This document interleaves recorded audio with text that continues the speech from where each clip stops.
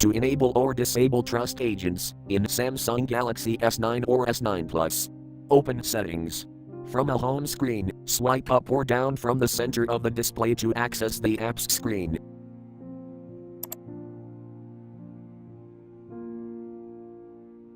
Tap Settings.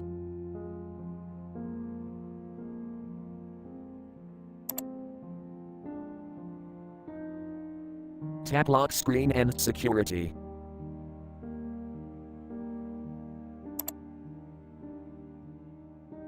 Scroll down.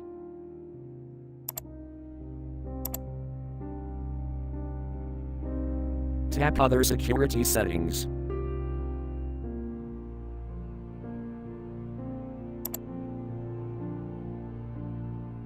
Scroll down.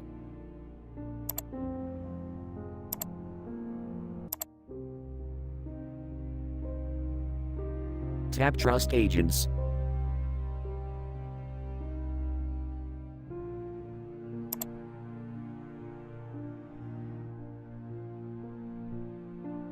Tap Trust Agents switch until blue to enable, or tap until gray to disable.